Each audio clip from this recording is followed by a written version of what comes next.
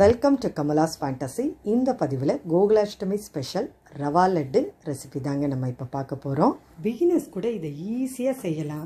அந்த அளவுக்கு சிம்பிளான மெத்தடில் தாங்க நம்ம இன்றைக்கி பார்க்க போகிறோம். ஸோ வீடியோவை ஸ்கிப் பண்ணாமல் முழுசாக பாருங்கள். அப்போ தான் உங்களுக்கு முழுசாக அது புரியும். வாங்க வீடியோக்குள்ளே போகலாம். பேன் எடுத்துக்கோங்க. 2 டேபிள் ஸ்பூன் ஆஃப் கீ விட்டுக்கலாம். நம்ம கொஞ்சம் உருகட்டும். லைட்டாக உருகினோடனே நம்ம அதில் 1 கப் ஆஃப் ரவை எடுத்துக்கலாம். ரவை 1 கப் போட்டிருக்கேன் நான். ஸோ லோ ஃப்ளேமில் சிம்மில் வச்சு நம்ம வதக்கணுங்க. ஏன்னா ரவையோட நிறம் மாறிடக்கூடாது. ரவா லட்டு ஒயிட்டாக இருக்கணும். ஸோ நம்ம சிம்மில் வச்சு தான் இதை வதக்கணும். ஜஸ்ட் 1.5 மினிட்லேருந்து 2 மினிட்ஸ் வதக்கினா போதும். பாருங்கள், ரவை அப்படியே நெய்யில் பொரிஞ்சிருச்சு.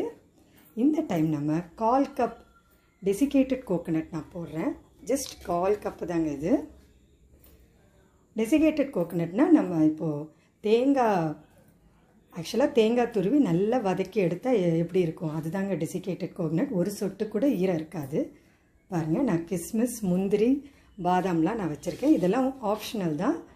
எது இதில் இருக்கோ நீங்கள் அதை போட்டுக்கலாம். ஏன்னா ரவா லட்டு நம்ம சாப்பிடும்போது நடுவில் நமக்கு பல்லில் கடிப்படும், ரொம்ப டேஸ்ட்டாக இருக்கும். அதுக்காக இதெல்லாம் நம்ம சேர்த்துக்கிறோம். கிஸ்மிஸ், பாதாம், முந்திரி இதெல்லாம் நான் சேர்த்துருக்கேன். இதையும் போட்டு நம்ம நல்லா ஒரு வதக்கிப்போம். எல்லாம் அந்த ரவை, கோகோனட் எல்லா இடத்துலையும் படுற மாதிரி நம்ம நல்லா வதக்கிக்கணும். நல்ல டேஸ்டியான சூப்பரான ரவா லட்டுங்க. ரொம்ப சிம்பிளாக செஞ்சிடலாம். பாருங்கள், சுகர் ஒரு 3/4 கப்லேருந்து 1 கப் வரைக்கும் எடுத்துக்கலாம். நல்லா பொடி பண்ண சுகர் இது. இதையும் நம்ம இந்த டைம் சேர்த்துக்கலாம். இதையும் நம்ம நல்லா கலக்கி விட்டுக்கலாம். ரவை, கோகோனட், அந்த டெசிகேட்டட் கோகோனட் ப்ளஸ் சுகர் இதெல்லாம் நல்லா கலந்துக்கணும். உங்கள்கிட்ட டெசிகேட்டட் கோகோனட் இல்லைனாலும் பரவாயில்ல, நீங்கள் அந்த கோகோனட்டை நீங்கள் விட்டுடலாம். பாருங்கள், ஒரு 1/4 கப்பு நல்ல சூடான பாலுங்க இது. அந்த பால் இதில் ஊற்றிடணும். நீங்கள் கேட்கலாம், பால் ஊற்றினா கெட்டு போயிடுமே. கண்டிப்பாக கெட்டு போகாதுங்க. வதக்கின ரவையில் நம்ம இந்த பாலை ஊற்றுறதுனால கெட்டே போகாது. ஏலக்காய் தூள் போட்டுக்கலாம். இப்போ பார்க்குறதுக்கு உங்களுக்கு கொஞ்சம் இதுவாக என்னடா இவ்வளோ கொஞ்சம் குலைவாக இருக்கே அப்படின்னு நினைப்பீங்க. இந்த மாதிரி இருந்தால் தான் நாளைக்கு நம்ம லட்டு பிடிச்சவொடனே சாஃப்டாக இருக்குங்க. நாளைக்கு எடுத்து வச்சு சாப்பிட்டா கூட சாஃப்டாக இருக்கும். பாருங்கள், இது கொஞ்சம் வெதுவெதுப்பான சூடுக்கு வந்தாலும் நம்ம லட்டு பிடிக்க ஆரம்பிச்சிடலாம். பாருங்கள், இவ்வளோ சாஃப்டாக இருக்குது. எடுக்கும்போது பார்த்திங்களா, டக்குன்னு லட்டு பிடிக்க வரும்.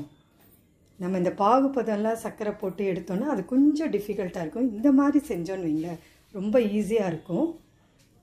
லட்டு சாப்பிடும்போது கூட அவ்வளோ சாஃப்டாக இருக்குங்க ரவா லட்டு. கண்டிப்பாக 15 days 20 days இது கிட்டே போகாது. கோகுலாஷ்டமி அன்னைக்கு இந்த ரவா லட்டு செஞ்சு பார்த்துட்டு எப்படி வந்திருக்குன்னு எனக்கு கமெண்ட் பாக்ஸில் சொல்லுங்கள். இந்த பதிவு உங்களுக்கு ரொம்பவே பிடிச்சிருந்தால் லைக் பண்ணுங்கள். உங்கள் ஃப்ரெண்ட்ஸ் அண்ட் ரிலேட்டிவ்ஸ்க்கும் ஷேர் பண்ணிவிடுங்க. அடுத்த ஒரு நல்ல பதிவோடு உங்களை சந்திக்க